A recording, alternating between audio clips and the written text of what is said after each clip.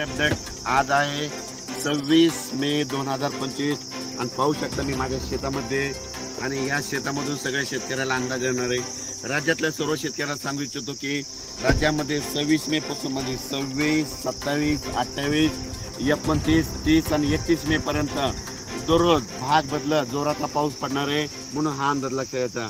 काही ठिकाणी मुसळधार पडणार आहे, काही ठिकाणी अति मुसळधार पडणार आहे, कुठं रिमझिम पडणार आहे। राज्यात सगळीकडे म्हणजे चारही विभागामध्ये म्हणजे पूर्व विदर्भ, पश्चिम विदर्भ, दक्षिण महाराष्ट्र, उत्तर महाराष्ट्र, कोकण पट्टी, खानदेश, मराठवाडा सगळीकडे पाऊस पडणार आहे म्हणून हा अंदाज लक्षात घ्यायचा।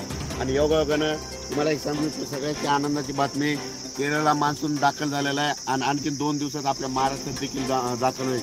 पण परिस्थिती अशी आहे की शेतकऱ्याची शेत अशी हे पाहू शकता की आमचं शेत आहे, शेत तयार आहेत, फक्त काय झालं त्याच्यामध्ये तण उगवलंय म्हणून याला एकदा पाया हाणावं लागणार आहे। म्हणून शेतकऱ्यासाठी ज्यांचं शेत दुरुस्त करायचं असतं त्यांच्यासाठी परत एक आनंदाची बातमी आहे। 1 जून नंतर 1 जून ते 7 जून पर्यंत असं चांगलं कडक सूर्यदर्शन होणार आहे।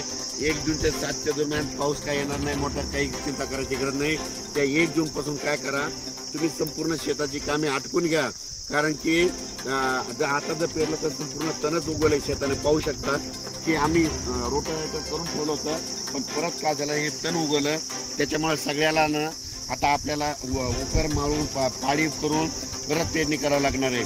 आणि ज्यांचं रान तयार आहे तर तुम्ही पेरू शकता, म्हणजे जमिनीमध्ये ओल खूप आहे, जवळपास आम्ही हातभर ओल गेलेली आहे आणि पाहू शकता। पण राज्यातल्या ज्यांचं शेत तयार आहे तर तुम्ही कापसाची लागवड करू शकता, तुम्ही तुमचा निर्णय स्वतः घ्या। पेरायचं असेल तर पेरा, जमिनीतली ओल तपासा, तुम्ही तुमचं पेरू शकता। पण 1 तारखेनंतर 7 तारखेपर्यंत शेतकऱ्याला मेहनत करण्यासाठी म्हणजे पाऊस थोडा विश्रांती घेणार आहे म्हणून हा अंदाज घ्यायचा।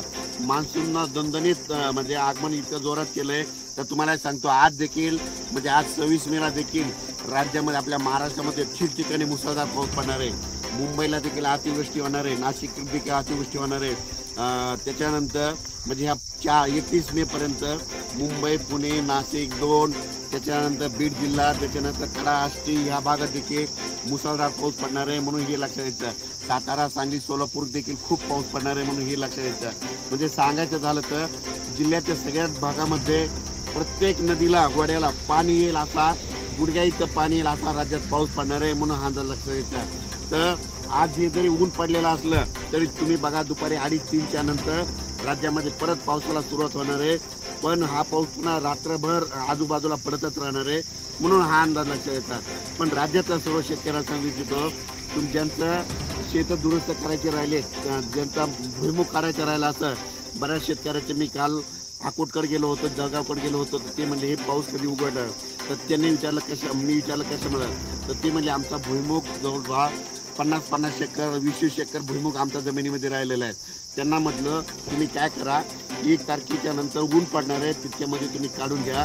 त्याच्यानंतर मूग देखील उन्हाळी लोकांनी केलेलं तसेच राहील, तुम्ही काय करा 1 तारखेच्या नंतर काढून घ्या। आणि होईल तिथं सगळ्यांनी काय करायचं, पेरणीचा निर्णय स्वतःच घ्यावा, म्हणजे आपल्या जमिनीचे ओल तपासावी आणि निर्णय करून घ्या। पण राज्यात मात्र आज 26 मे पासून तर 30 मे पर्यंत दररोज भाग बदलत जोराचा पाऊस पडणार आहे। पूर्व विदर्भात जोराचा, पश्चिम विदर्भात जोराचा, मराठवाड्यात देखील जोराचा, पश्चिम महाराष्ट्रात देखील जोराचा, म्हणजे उत्तर महाराष्ट्रात देखील जोराचा। फक्त जास्त मात्र उत्तर आपलं पुणे, नाशिक, मुंबई इकडं मात्र अतिवृष्टी होणार आहे म्हणून हे अंदाज लक्षात यायचा। काही नद्याला पूर देखील येणार आहे म्हणून हे देखील ह्या 4 दिवसाला सगळ्यांना अंदाज यायचा। जोपर्यंत शेतकऱ्याची पेरणी होत नाही दररोजच एक अंदाज, दररोज एक म्हणजे प्रत्येक दिवशी अंदाज दिला जाईल। धन्यवाद।